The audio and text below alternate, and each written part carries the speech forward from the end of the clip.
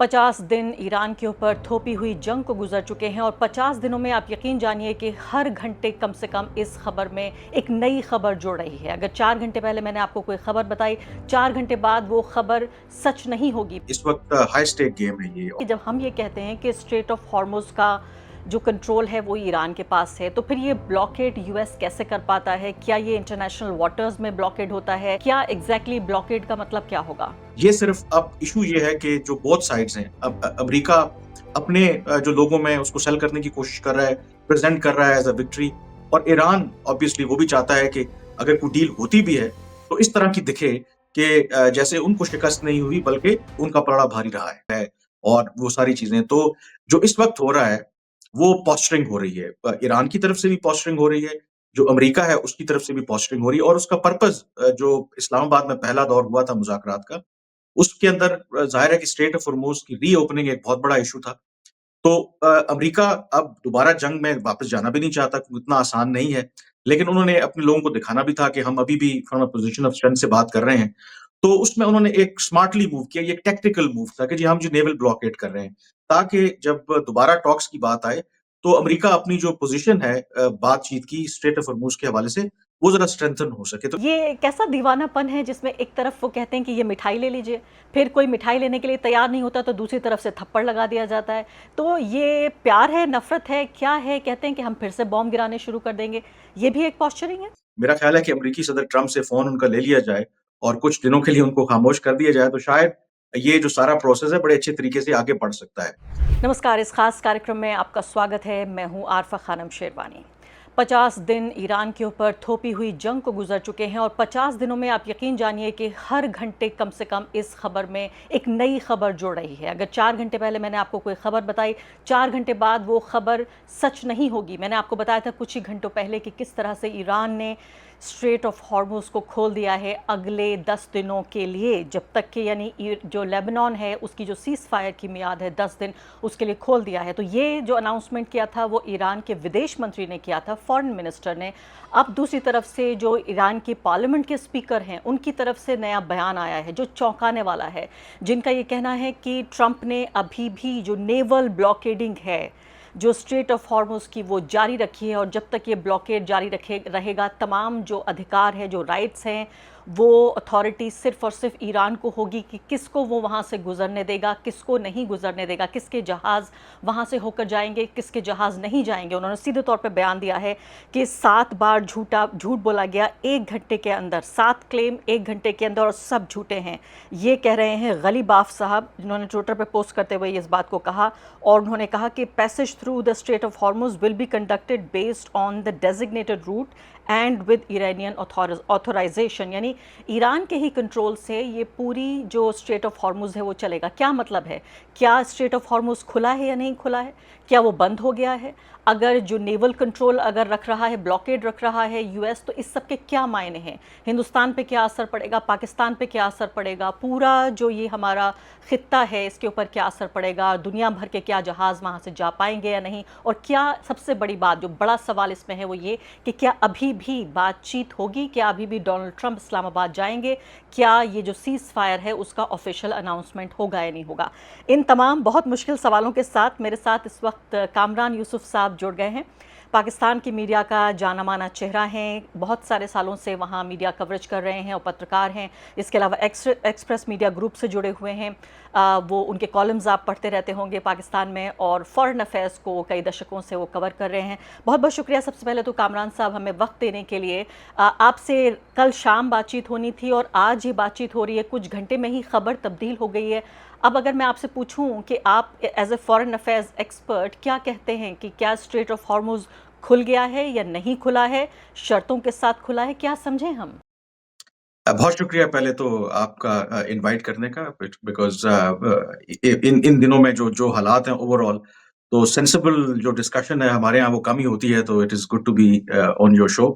आई think इसको थोड़ा-सा context को देखने की ज़रूरत है। ये बिल्कुल कल रात में और अभी तक के जो बयानात आ रहे हैं ईरान की तरफ से, और एक कन्फ्यूजन है। मैं इसको इस तरह से नहीं देखता। आई थिंक इस वक्त हाई स्टेक गेम है ये, और इसमें अमेरिका और ख़ास करके ईरान की अगर आप बात करें, तो जब इस तरह की बात हो रही है तो वो अपनी जो डोमेस्टिक ऑडियंस है, उसके लिए भी कर रहे होते हैं। जब ईरान के फॉरेन मिनिस्टर का कल ये बयान सामने आया कि वो स्ट्रेट ऑफ हॉर्मज़ को हर तरह की जो कमर्शियल जो वेसल ट्रैफिक है उसके लिए ओपन कर रहे हैं। तो उसके बाद बिकॉज़ मैं क्लोज़ली इसको फ़ॉलो कर रहा हूँ, तो वहाँ पर जो ईरान के अंदर इवन जो स्टेट मीडिया है, तो एक बैकलैश आना शुरू हो गया कि शायद ये जो ईरान के वज़ीर ख़ारिजा ने पूरी बात बताई नहीं है और एक तासुर जो है इससे गलत गया है। तो वो थोड़ा पब्लिक जो बैकलैश आया फिर जो अमेरिकी सदर ट्रंप हैं, उनकी तरफ से जो ऊपर तले बयानात आए कि मामलात हल हो गए हैं।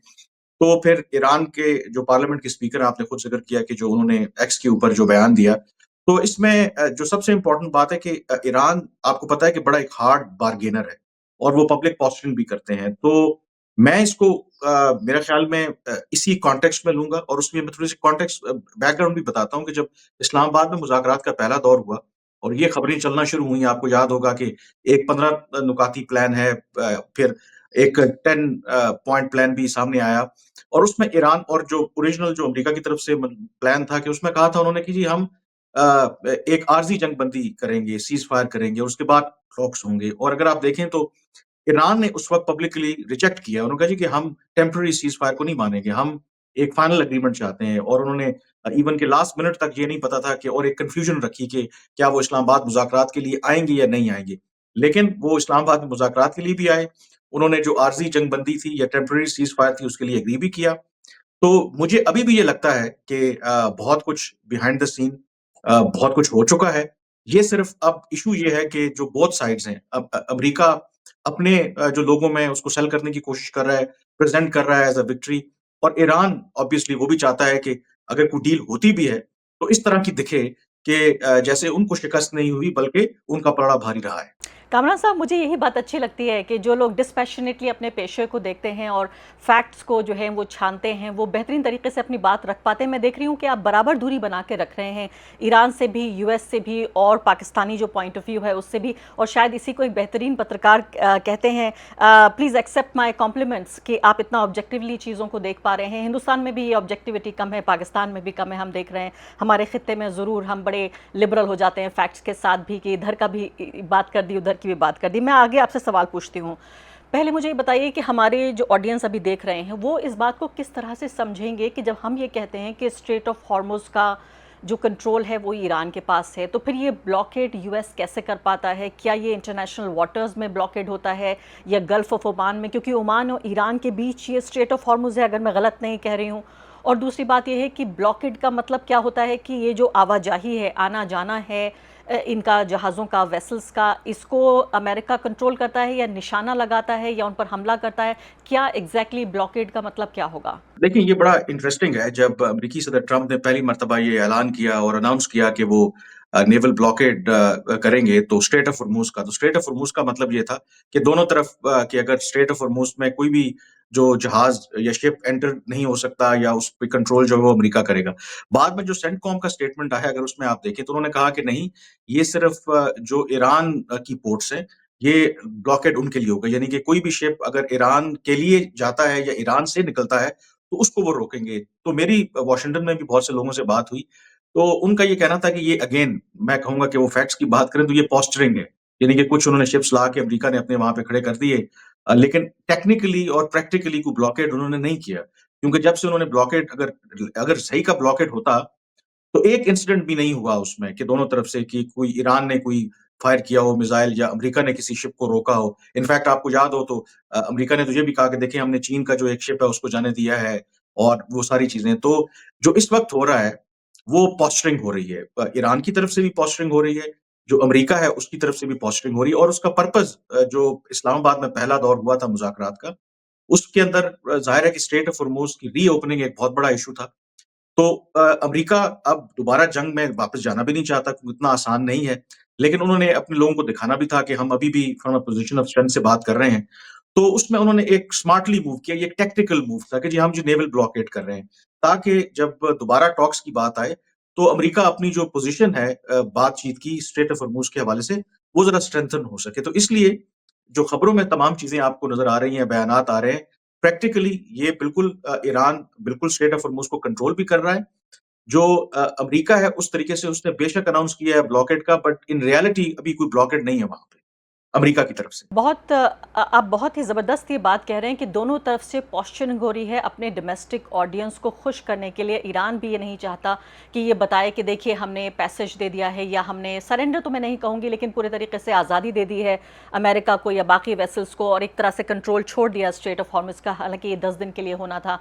उधर अमेरिका की मजबूरी, और आप, मैं अगर सही समझ पा रही हूँ तो आप ये कह रहे हैं कि दोनों पार्टियों की जो मंशा है वो ये है कि कैसे एक बेहतरीन डील अपने हक में और अपने जो डोमेस्टिक जो ऑडियंस है, डोमेस्टिक जो कंस्टिट्यूएंसी है, उसको दिखाने के लिए दिया जाए। इसलिए हम ये देख रहे हैं कि ये एक बैलेंस ऑफ पावर एक तरह से करने की कोशिश हो रही है। क्या मैं जो आपको अगला स्टेटमेंट डोनाल्ड ट्रंप का पढ़ के सुनाना चाहती हूँ, और मैं आपसे ये भी समझना चाहती हूँ कि क्या यही बैलेंस ऑफ पावर, यही एक तरह से मैं कहूँगी लेन देन या ये बार्गेनिंग जो हो रही है वो इसी वजह से हो रही है? डोनाल्ड ट्रंप एक तरफ कहते हैं कि बड़े अच्छे लोग हैं ईरानी और देखिए हमने तो रिजीम चेंज कर दिया, दूसरी तरफ हम देखते हैं कि आसिम मुनीर साहब की तारीफ करते हैं और कहते हैं he is a great guy, I like him and I will go to Pakistan. उसके बाद वो ये कहते हैं कि ड्रॉपिंग बॉम्ब्स अगेन, यानी उन्होंने ये कहा कि if the deal is not reached maybe I want extend it but the blockade is going to remain, so you have a blockade and unfortunately we have to start dropping bombs again। ये कैसा दीवानापन है जिसमें एक तरफ वो कहते हैं कि ये मिठाई ले लीजिए, फिर कोई मिठाई लेने के लिए तैयार नहीं होता तो दूसरी तरफ से थप्पड़ लगा दिया जाता है।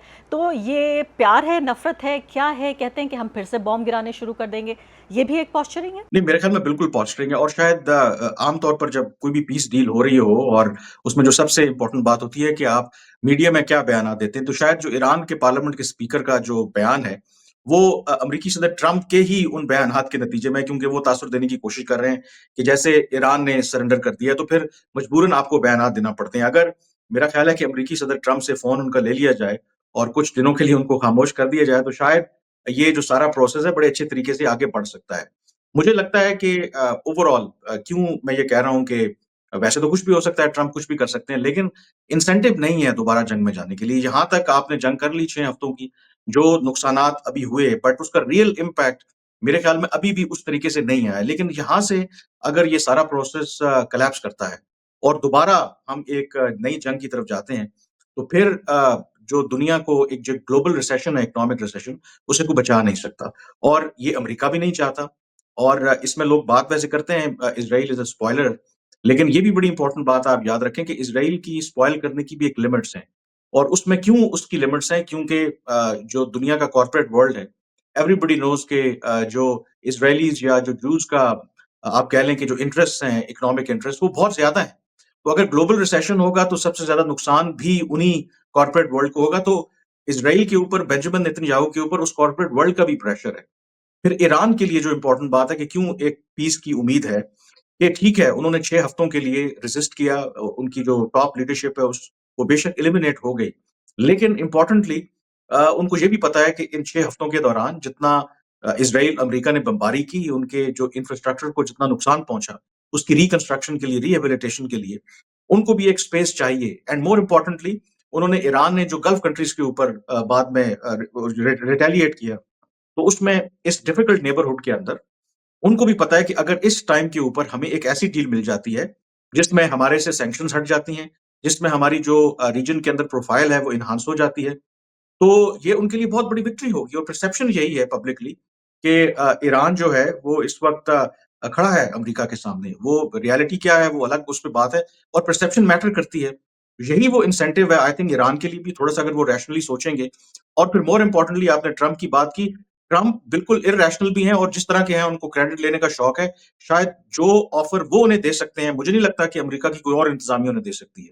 तो इन सारे फैक्टर्स को अगर आप कंबाइन करें तो जो पब्लिकली जो कुछ कहा जा रहा है मैं उससे हटकर जो हार्डकोर रियलिटीज़ है उनको अगर आप सामने रखते हैं, तो आई एम वेरी होपफुल कि इसमें कोई अमन का रास्ता बिल्कुल निकलना चाहिए, क्योंकि जो दूसरा रास्ता है तो उसमें तो कैटास्ट्रॉफी है। जी हाँ, उसमें तबाही है जो दूसरा रास्ता है, बिल्कुल आपकी बात दुरुस्त है। लेकिन मैं अब 2 चीज़ों पर आपसे ज़रूर सवाल पूछना चाहती हूँ, ख़ासकर जो एनरिच्ड यूरेनियम है और हमारा जो ऑडियंस है, इससे पहले ये सवाल उनके लिए पूछ लेती हूँ, ख़ासकर हिंदुस्तानी और हो सकता है पाकिस्तानी ऑडियंस को भी ये सुनने में दिलचस्पी हो कि ये बताइए कि अब जो ईरान ने ऐलान किया कि ये स्ट्रेट ऑफ हॉर्मुज़ खुल गया है, आप ये कह रहे हैं, और उधर अमेरिका का ब्लॉकेड जारी है और आप ये कह रहे हैं कोई रियल नेवल ब्लॉकेड नहीं है वो।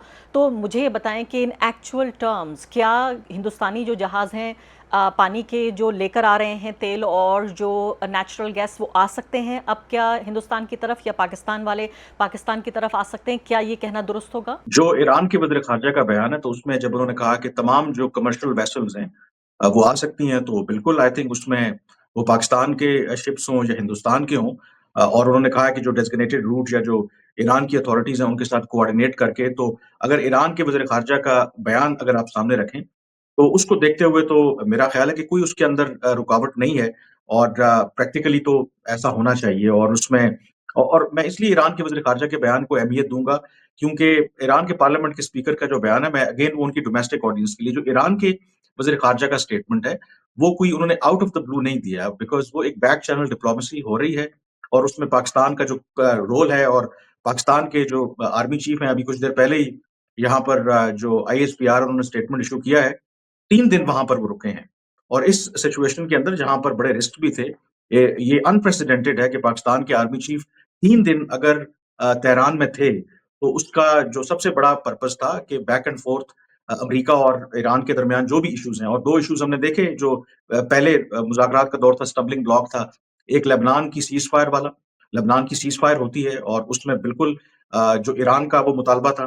फिर जब उन्होंने वो मुतालबा पूरा किया, जब 10 दिन की सीज़फायर हुई, तो उसके बाद फिर ये ईरान के वज़ीर ख़ारजा की तरफ से स्टेटमेंट आया। तो ये सारी एक कोऑर्डिनेटेड एफर्ट है। तो क्योंकि अभी थोड़ी सिचुएशन अनसर्टेन है, practically I think straight of Hormuz given को ईरान का जो इस वक़्त स्टांस है वो ओपन है। अ, ओवरऑल जो सिचुएशन मेरे ख़्याल में क्लैरिटी तभी आएगी या जब एक हम हतमी या एक एक फाइनल डील की तरफ बढ़ेंगे। बट ओवरऑल ये मैसेज कन्वे करना आई थिंक ईरान की तरफ से भी बड़ा ज़रूरी था कि देखिए जी स्ट्रेट ऑफ हॉर्मुज़ रीओपन है ताकि वो जो टॉक्स की जो प्रीरेक्विज़िट्स हैं उनको पूरा किया जा सके। दोनों तरफ से पॉस्चरिंग हो रही है। रियल डील पे मैं आती हूँ। बहुत सारे हमारे ऑडियंस ये जानना चाहते हैं कि आखिर उस रियल डील में ही असली डील पता चलेगी कि किसको हम क्या कह रहे हैं। ये बात तो बहुत साबित हो चुकी है कि अमेरिका अब एक बड़ा सुपर पावर तो नहीं रहा, बड़ी पावर तो हमेशा रहेगा, लेकिन एक सुपर पावर के उसके पूरे स्टेटस को एक झटका मिला है। लेकिन दूसरी तरफ लोग कह रहे हैं कि भाई देखिए ईरान भी एक बड़ा सुपर पावर बन गया है। ईरान के अलग-अलग जो हैंडल्स हैं वो ट्वीट करते हैं और कहते हैं say hello to the new super power of the world. उसकी कितनी सच्चाई है? क्या वाक़ई ये एक ऐसे मैं कहूँगी एक ऐसे छोटे प्लेयर या कमज़ोर प्लेयर का एक बड़े प्लेयर को हरा देना या हराते हुए दिख जाना, उसकी ये पॉस्चरिंग है या वाक़ई आप देखते हैं कि इसमें एक फैक्चुअल कोई रियलिटी है? लेकिन उससे पहले मुझे क्यूरोसिटी ये है कि ये बताइए इस पूरी तस्वीर में हमने जो अयतुल्ला मुज्तबा ख़ामनेई हैं, सुप्रीम लीडर ईरान के, ईरान की हुकूमत के ऊपर बैठे हुए हैं वो, उनको हमने नहीं देखा, ना कोई तस्वीर, ना कोई बयान। आप कह रहे हैं कि 3 दिनों से ज़ाहिर है आसिम मुनीर साहब वहाँ मौजूद हैं। तो मुझे ये बताइए कि इस सब के दौरान वो क्यों नहीं दिखे और क्या इसको एक्चुअल माना जाए, हकीकत माना जाए है, जबकि हम नहीं देख रहे हैं कि अयतुल्ला मुज्तबा की तरफ से कोई बयान, चलिए तस्वीर उनकी नहीं आ रही, कोई बयान ही आया होता, मुलाकात हुई होती आसिम मुनीर साहब से? ये एक बहुत बड़ी मिस्ट्री है। ये तो हमें पता है कि वो बताया जाता है कि इंजर्ड थे, वो ज़ख्मी थे जो अमरीकी और इज़राइलियों ने उनके ऊपर जो भी हमला किया था। लेकिन उनके वेयर अबाउट्स का उनका क्या स्टेटस है, कन्फ्लिक्टिंग रिपोर्ट्स हैं। कुछ लोगों का कहना है कि वो इंजर्ड ज़रूर हैं बट इन अ पोज़ीशन के वो मामलात को देख सकते हैं, मीन के लोगों से मिल सकते हैं। बट वो मिस्ट्री है। आई थिंक किसी को इसकी रियलिटी का नहीं पता। आइदर सिक्योरिटी रीज़न्स की वजह से क्योंकि ऑब्वियसली इज़राइल ने ये बिल्कुल क्लियर किया हुआ है कि जो भी सक्सेसर है जो ईरान के जो पहले सुप्रीम लीडर थे, तो उनको वो बिल्कुल वो निशाना बनाएँगे। लेकिन ओवरऑल हमें नहीं पता कि क उसके हवाले से यू आर एब्सोल्यूटली राइट कि चलें कोई रिकॉर्डेड मैसेज भी आ सकता है, कोई ऑडियो मैसेज भी आ सकता है। तो ये मेरे ख़्याल में एक ऐसी मिस्ट्री है जिसका हमें अभी पता नहीं है और आई एम श्योर कि जो पाकिस्तान के आर्मी चीफ भी वहाँ पर 3 दिन रुके हैं, तो कुछ मुलाकातें जो उनकी पब्लिकली हमें पता है, मे बी ये भी इत्तलात हैं कि कुछ उनकी सीक्रेट मुलाकातें और खुफ़िया मुलाकातें हुई हैं और ज़ाहिर है कि अगर वो खुफ़िया मुलाकातें किन-के साथ हुई, उनको पब्लिक नहीं किया गया। लेकिन क्लैरिटी नहीं है, यू आर एब्सोल्यूटली राइट और इसी वजह से शायद एक और जो इसमें जो बड़ा प्रॉब्लम आ रहा है कि ईरान के साथ डील करने में, कि वहाँ पर ईरान का एक बड़ा कॉम्प्लिकेटेड गवर्नेंस का सिस्टम है। जब उनके सुप्रीम लीडर जो मेन थे जब उनकी असैसिनेशन हो गई, तो वहाँ पर अब कौन रियल पावर सेंटर है, कौन अल्टीमेट अथॉरिटी है, ये हमें नहीं पता और यही वजह है कि जो पाकिस्तान के आर्मी चीफ वहाँ पर गए हैं, तो शायद उन लोगों से मिलने गए हैं जो इस्लामाबाद नहीं आ सकते, जो अदरवाइज़ कम्युनिकेट नहीं कर सकते, जो उनके कंसर्न्स हैं, जो उनके बाकी इश्यूज़ हैं, ताकि वो उनको एड्रेस कर सकें। जी हाँ।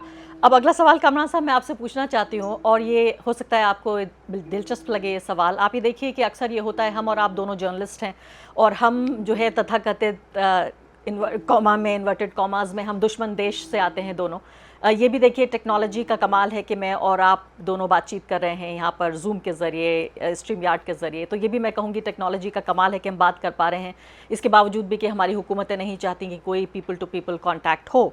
अब मुझे बताइए कि मैं ये देख रही हूँ कि पाकिस्तान एड़ी चोटी का जोर लगा रहा है कि बातचीत हो, अमन हो। मैं भी यही चाहती हूँ, एक अमन पसंद एक शख्स के तौर पर आप भी यही चाहते होंगे। लेकिन हमारी हुकूमतों के कुछ भी एक्शन करने से सिर्फ हम ये नहीं कह सकते कि वो अमन चाहते हैं इसलिए ऐसा कर रहे हैं। यानी किसी भी चीज़ में जो लेयर्स हैं उनको देखना एक जर्नलिस्ट का फ़र्ज़ होता है। सरहद के इस पार भी उस पार भी हम देखते हैं रैशनलिस्ट नहीं है, सिर्फ नेशनलिस्ट ही हैं जो सही बात नहीं बता पाते। आप क्या देख रहे हैं? क्यों आसिम मुनीर साहब 3 दिन से ईरान में हैं? हम देख रहे हैं आपके प्राइम मिनिस्टर कई दिन से लगातार जो हैं सऊदी अरब से लेकर यूएई, कतर, टर्की, इन सब जगहों का दौरा। ऐसा लगता है कि पूरी कंट्री की एनर्जी इसमें लगी हुई है कि ये बातचीत हो जाए। तो हम ये तो समझते हैं कि अमन आप भी चाहते हैं, हम भी चाहते हैं, पूरी इंटरनेशनल कम्युनिटी। लेकिन पाकिस्तान की हुकूमत का इतना बढ़ चढ़ कर इसमें हिस्सा लेने के पीछे आप क्या वजह देखते हैं? आई थिंक उसकी जो सबसे बड़ी वजह है कि एक तो जिससे पूरी दुनिया इससे मुतासर हो रही है, ये एक ऐसी जंग है और पाकिस्तान की जो प्रॉक्सिमिटी है ईरान के साथ, फिर मल्टीपल फैक्टर्स हैं उसमें, फिर जो ये कॉन्फ्लिक्ट है वो अगर ये ज़्यादा ड्रैग होता है तो फिर पाकिस्तान की जो रिलेशनशिप है विद गल्फ कंट्रीज़, ईरान के साथ उसका बैलेंस मेंटेन करना और फिर आई थिंक जो पाकिस्तान को सम टाइम और ये रिस्क भी है इसके अंदर क्योंकि हालाँकि मीडिएटर का या फैसिलिटेटर का उसका अल्टीमेट रिस्पॉन्सिबिलिटी तो नहीं है अगर 2 जो पार्टीज़ हैं वो खुद एग्री ना करें, बट कहीं न कहीं वो रिस्पॉन्सिबिलिटी उसके ऊपर आ भी जाती है। तो मेरा ख़्याल है कि पाकिस्तान ने एक बहुत बड़ा बोल्ड और एक रिस्क लिया है एक ऐसे मौके के ऊपर जब जो ग्लोबल ऑर्डर है वो अब आपको एक डिसअरे में नज़र आता है। कोई यूएन कहीं दिखाई नहीं देता, कोई जेनीवा कहीं दिखाई नहीं देता, ये यूरोपियन पावर्स आपको बीच में नज़र नहीं आती और उसकी शायद एक बहुत बड़ी वजह ये है कि वो अमेरिकी सदर ट्रम्प हैं कि उनके साथ काम करने से हेसिटेट करते हैं बाकी world leaders because he is unpredictable. So Pakistan took that risk उसमें डेफिनिटली ऐसा नहीं है कि पाकिस्तान अपना फ़ायदा नहीं देख रहा और उसका पाकिस्तान को फ़ायदा हुआ और because Pakistan over the years global अगर हेडलाइन्स में रहा for all the wrong reasons ये शायद पहला मौका है कि पाकिस्तान फॉर गुड रीज़न्स और उसके लिए पाकिस्तान को पीआर भी नहीं करनी पड़ी। आई हैव टू से कि आपने बिल्कुल ठीक कहा। जो चीज़ मैंने नोट की इस गवर्नमेंट की, विदाउट एनी बायस, इन्होंने अपने रोल को आम तौर पर पास्ट में ही होता था कि हम छोटा-सा कोई रोल प्ले करते थे, तो उसको बढ़ा-चढ़ा के पेश करते थे। They are very tight lipped. They are not saying कि जी हम बहुत बड़ा कारनामा अंजाम दे रहे हैं। दे मीन बिज़नेस वो क्वाइटली और इधर मीडिया में डिबेट भी बहुत ज़्यादा चली कि जी इन्फॉर्मेशन नहीं दे रहे, इन्फॉर्मेशन का फ्लो नहीं है, बता नहीं रहे। तो हमारी अथॉरिटीज़ का ये कहना है कि देखिए हम मीडिएटर हैं और हम अगर आपको मिनट बाय मिनट अपडेट देंगे, तो हमारी तो पोज़ीशन कॉम्प्रोमाइज़ होगी। तो मेरा ख़्याल है कि उसमें जो पाकिस्तान का जो एक तो जो इंटरेस्ट है कि ये जंग जो है वो ख़त्म हो क्योंकि ऑलरेडी आपने देखा इंडिया में भी और इधर भी जब ये जंग हो रही थी तो पाकिस्तान में तारीख में इससे पहले नहीं हुआ। सिर्फ 20-25 दिन के अंदर आपको जो फ्यूल की प्राइसेज़ हैं उसमें 72% इंक्रीज़ करना पड़ा। और Pakistan is like a struggling economy आपकी 25 करोड़ की आबादी है, उसके अलावा इन्फ्लेशन बहुत ज़्यादा हाई है, आईएमएफ के प्रोग्राम में है। तो आप इमेजिन करें कि बेशक आप उस कॉन्फ्लिक्ट का डायरेक्ट हिस्सा ना भी हों, लेकिन जो उसका इकोनॉमिक फॉल आउट है, वो उससे आप बच नहीं सकते। तो मल्टीपल फैक्टर्स हैं आई थिंक जिसने पाकिस्तान को परसुएड किया कि वो इस सारे प्रोसेस में इन्वॉल्व हो and then importantly don't forget कि पाकिस्तान के पास एक यूनिक लेवरेज है। कौन है इस वक्त पूरी दुनिया में कि जिस मुल्क का आर्मी चीफ तेहरान जाए, 3 दिन वहां पर रहे, उसको रिसेप्शन भी मिले, तमाम ऑडियंस में मिले, एट द सेम टाइम वही आर्मी चीफ या वही मुल्क जो है वो ट्रंप एडमिनिस्ट्रेशन के साथ फोन उठाए, फोन लगाए, उसके साथ बात भी करे।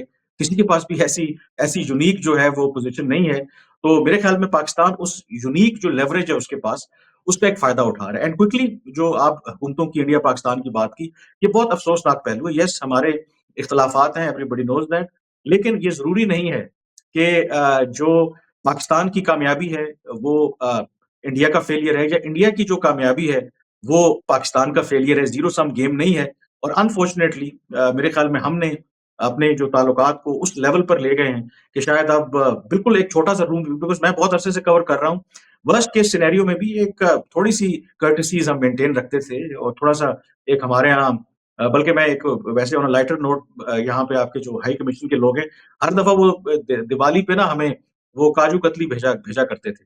इस मर्तबा उन्होंने वो भी नहीं भेजी, तो मैंने बल्कि उनसे गिला भी किया। मैंने कहा कि अब यहाँ तक लेवल आ गया है कि आपने ये काम भी करना छोड़ छोड़ दिए, तो मतलब मुझे दुःख भी होता है कि हम इतना डाउन चले गए हैं कि जो छोटी-छोटी चीज़ें हैं, उसमें भी हम अब अपने आप को जो कर्टेसीज़ है वो भूल गए हैं और अल्टीमेटली इसका नुकसान होगा दोनों मुल्कों को। और आम लोगों को नुकसान होता है, मुल्कों के अलावा आम लोग जो पीपल टू पीपल कांटेक्ट है, इतने सारे लोग हैं हिंदुस्तान और पाकिस्तान में जो एक दूसरे से मिलना चाहते हैं, उनकी हुकूमतें जो भी करें, खैर किसी और दिन के लिए इस डिस्कशन को रखते हैं। लेकिन इस आर्ग्यूमेंट को आप कितना मानते हैं कि पाकिस्तान दबाव में है, क्योंकि यूनाइटेड स्टेट्स और डोनाल्ड ट्रंप जो चाहते हैं पाकिस्तान वही कर रहा है, वो डेस्परेट हैं, वो पूरी तरीके से मिन्नतें कर रहे हैं कि किसी तरह से पाकिस्तान से कहें कि भाई हमें ये संधि, ये सीज़ फायर दिलवा दीजिए। तो पाकिस्तान की अपनी मर्जी इसमें इतने शामिल नहीं है जितना कि अमेरिका की तरफ से दबाव शामिल है कि मैं जो कहता हूं वो करो। नहीं, मेरे ख्याल में ये थोड़ा-सा इसमें ओवर एक्ज़ैजरेशन ऐसा नहीं है। Let's put it this way, इस वक़्त अमेरिका फँसा हुआ है। आई थिंक अगर अमेरिका को इस मुश्किल सूरत-ए-हाल से कोई निकाल सकता है, तो वो पाकिस्तान है। ये अगर आप एक बात नोट करें, ट्रम्प बड़े इनकंसिस्टेंट हैं, अनप्रेडिक्टेबल, एवरीबॉडी नोज़ कि वो किसी का लिहाज़ नहीं करते। लेकिन अगर आप गौर करें कि उनकी इनकंसिस्टेंसी के बावजूद पाकिस्तान को लेकर के पिछले मार्च से जब उन्होंने खिताब किया था जो अपने कांग्रेस के साथ, जो एक दाइश के दहशतगर्द को पाकिस्तान ने पकड़ के उनके हवाले किया था। उसके बाद कंसिस्टेंटली अगर आप देखें तो वो पाकिस्तान की मुसलसल तारीफ कर रहे हैं। और वो जो तारीफ कर रहे हैं, मेरी भी वॉशिंगटन में लोगों से बात होती है, वो जेन्युइनली उनको लगता है कि पाकिस्तान उनकी वो मदद कर रहा है। तो ऐसा नहीं है कि पाकिस्तान के ऊपर उस तरह का कोई दबाव है। और एक चीज़ याद रखनी चाहिए हमें कि हम जो माज़ी में हमारा जो रिलेशनशिप उनके साथ रहा, यानी कि अफ़गानिस्तान उस वक़्त ज़ाहिर है कि वो कोएलिशन सपोर्ट फंड हो या हमें कोई असिस्टेंस भी मिलती थी। इस वक़्त अगर आप देखें तो अमेरिका की तरफ से पाकिस्तान को कोई उस तरह की फाइनेंशियल असिस्टेंस नहीं है। अमेरिका की उस तरीके से पाकिस्तान के ऊपर सिवाय इसके कि ठीक है, जो आईएमएफ के प्रोग्राम है, वहाँ पे आपको कुछ वो कर सकते हैं। कोई उस तरह का लेवरेज नहीं है उनके पास कि पाकिस्तान को वो कुछ स्क्वीज़ कर सकें। ये मेरे ख़्याल में पाकिस्तान की एक अपनी एफर्ट भी है और पाकिस्तान का एक आप कह लें कि एक स्मार्ट डिप्लोमेसी है। उनको पता है कि इस मुश्किल सूरत-ए-हाल में वो इस वक़्त फँसे हुए हैं। तो अगर यहाँ से पाकिस्तान और उसका फिर फ़ायदा ये है कि पूरी दुनिया को होगा। अगर आप देखें कि इस सारे अरसे के दौरान द नंबर ऑफ कॉल्स जो पाकिस्तान के प्राइम मिनिस्टर को रिसीव हुई हैं और पाकिस्तान की लीडरशिप को, एंड मोर इम्पोर्टेंटली कि अगर ये सिर्फ कुछ लोग कहते हैं बात करते हैं कि जी अमेरिका के कहने पे हो रहे हैं। अगर ये सिर्फ अमेरिका के कहने के ऊपर कर रहे होते तो व्हाई ईरान पाकिस्तान के ऊपर क्यों ट्रस्ट कर रहा है? ईरान कहता है कि हम किसी और जगह मुज़ाकरात नहीं करेंगे, हम सिर्फ पाकिस्तान के ऊपर करते हैं। पाकिस्तान का आर्मी चीफ वहाँ पर जाता है, उनके फॉरेन मिनिस्टर खुद आके वहाँ पर उनको बड़ा वार्मली उनको रिसीव करते हैं, उनको इतनी ऑडियंस देते हैं। तो अगर ये पाकिस्तान सिर्फ अमेरिका के कहने के ऊपर कर रहा होता या अमेरिका के बिहाफ पे कर रहा होता, तो ईरान और अमेरिका की तो बड़ी पुरानी राइवलरी है। तो ईरान पाकिस्तान को इतनी क्यों इम्पोर्टेंस दे रहा है? बिल्कुल, तो ज्योग्राफिकली ये जो एक पूरा सच यूनिक, नहीं है। जी हाँ, आई थिंक मल्टीपल ज्योग्राफिकली जो फैक्टर्स एक हैं यूनिक और लोकेशन है वो आप सही कह रहे हैं, वो एक एक तरह का एडवांटेज देती है पाकिस्तान को। बिल्कुल आखिरी 2 सवाल और बहुत ही शॉर्ट में मैं चाहती हूँ आप इसके जवाब दें, बिल्कुल मेरे पास वक्त नहीं बचा है, आपको भी जाना होगा काम से। मुझे बताइए कि एक बात ये कही जा रही है कि भाई देखिए, अमेरिका जिस तरह से चाहता है एक खुशामदी रवैया, एक डिप्लोमेसी, स्मार्ट डिप्लोमेसी, मैं आपकी बात से एग्री करती हूँ, लेकिन जो भारत में एक सोच है वो ये है कि देखिए खुशामदी रवैया अपना रहा है पाकिस्तान के एक वॉर प्रेसिडेंट, जिसने कि फ़िलिस्तीन की जंग को रोका नहीं बल्कि इजराइल को और ज़्यादा सपोर्ट किया। उनको आपकी हुकूमत ने कहा कि इनको नोबेल पीस प्राइज़ के लिए हम नॉमिनेट कर देते हैं। इसके अलावा सीज़ फायर जो हिंदुस्तान पाकिस्तान के बीच हुआ, बार बार बढ़ चढ़ कर पाकिस्तान ने कहा कि ज़रूर आपने कराया हुजूर, या आपने कराया। तो एक खुशामदी रवैया भी स्मार्ट डिप्लोमेसी के अलावा ये भी इसके लिए जिम्मेदार है कि ट्रंप को जो अच्छा लगता है वही हम बात करेंगे, तुम दिन को कहो रात तो हम रात कहेंगे। आई थिंक ये बिल्कुल एक डिबेटेबल पॉइंट है, बट उसकी फ्लिप साइड देखें कि जो पाकिस्तान की जो हालात हैं, ये दुनिया में कोई भी मुल्क है। आपका ख्याल है कि अगर इंडिया के ऊपर भी जो दबाव या रशिया को लेकर के या बाकी मामलात पे, इंडिया पाकिस्तान से बड़ा मुल्क है, 5वीं बड़ी इकोनॉमी है, आईएमएफ के प्रोग्राम में नहीं है। वो भी अगर आप देखें जो इंडिया के प्राइम मिनिस्टर हैं, इंडिया की गवर्नमेंट है, वो अवॉइड करती है कि ट्रंप के साथ किसी तरह की कॉन्फ्रंटेशन ना करे। तो मेरा ख्याल है कि एक उसका जो दूसरी साइड ये भी है कि गल्फ कंट्रीज के जो ममालिक हैं, उन्होंने किसी ने उनको जहाज दिया, किसी ने उनको billions and trillions of dollars की इन्वेस्टमेंट की बात की। अगर पाकिस्तान ने बगैर कुछ किए सिर्फ एक जो ट्रंप की एक जो उसको कह लें कि एक जो वीकनेस है उसको एक्सप्लोर करते हुए बगैर कोई पैसा लगाए उसकी तारीफ करके अगर वो लार्जर ऑब्जेक्टिव अचीव करें और अल्टीमेटली अगर आप ये देखें कि हम ये पीस प्रोसेस करवाने में कामयाब हो जाते हैं, तो पाकिस्तान का चलें जो भी नाम होगा लेकिन पूरी दुनिया को उसका फ़ायदा होगा। तो there is I believe nothing wrong with that and उसका एक और क्विकली मैं आपको ये बता दूँ कि आप सिर्फ़ इमेजिन करें कि पाकिस्तान की जगह ये रोल अगर इंडिया इस वक़्त प्ले कर रहा होता, यही तारीफ़ें अगर अमेरिकी सदर ट्रंप इंडिया की कर रहे होते और दिल्ली में मुज़ाकरात कर रहे होते, तो उसको किस तरीके से लिया जाता, तो शायद ये हम हमारे बायसेज़ होते हैं हमारे ऑब्वियसली। फॉरेन मिनिस्टर ने कहा है कि भई हम दलाल नहीं हैं, हम तो इसलिए बातचीत नहीं करा रहे हैं, बाकायदा ऑन रिकॉर्ड उन्होंने ये स्टेटमेंट दिया कि हम दलाल नहीं जी, हैं, जी, बिल्कुल। इसलिए बातचीत नहीं करते। चलिए किसी और रोज़ के लिए बहस अभी बातचीत शुरू होगी। बिल्कुल जी, जी। आखिरी एकदम सवाल आपसे पूछ रही हूँ, वो ये कि इन बातचीत का फ्यूचर आप क्या देखते हैं? कब होगी ये बातचीत? क्या इस्लामाबाद में होगी? कोई पुख्ता खबर आपको मिल पाई है? मेरे ख्याल में बिल्कुल मुज़ाकरात बिल्कुल होंगे, टॉक्स होंगे and I think next 72 hours are crucial और ये ऑनवर्ड्स प्रोबब्ली आज सैटरडे है, मे बी टुमारो संडे से डेलीगेशंस आना शुरू हो जाएँ, मंडे से ऑनवर्ड बिल्कुल टॉक्स होंगे और मुझे जो मेरा based on my assessment relevant लोगों से जो बात होती है, connecting the dots, I would be really surprised कि ये जो सेकंड राउंड ये कोई इसमें कोई बड़ा ब्रेक थ्रू ना हो। जो इंडिकेशंस आ रही हैं because I am not looking at जो इस वक़्त पोस्चरिंग हो रही है, उसको मैं साइड पे रख रहा हूँ। जो एक्चुअली ग्राउंड के ऊपर जो हो रहा है, जो एफर्ट्स हो रही हैं, उसको देखते हुए आई एम एब्सोल्यूटली होपफुल कि और वैसे तो कोई बारिंग कोई लास्ट मिनट कोई भी हिकअप हो सकता है, बट इट अपीयर्स कि जो तमाम इस वक़्त जो रोड्स हैं, that for now lead towards peace. बहुत-बहुत शुक्रिया आपका कामरान यूसुफ साहब और आपको फिर मैं ज़हमत दूँगी, फिर दावत दूँगी जब ये बातचीत शुरू होगी और आप हम तक हमारे ऑडियंस तक आपकी ज़िम्मेदारी सिर्फ़ पाकिस्तान तक लिमिटेड नहीं, बल्कि इस पूरे बरे-सग़ीर को आप इन्फॉर्म कीजिए, ये आपकी ज़िम्मेदारी है। बहुत-बहुत शुक्रिया आपका कामरान साहब वक़्त देने के लिए हमें। जी, बहुत शुक्रिया आपका आपका मुझे बुलाने का। Thank you.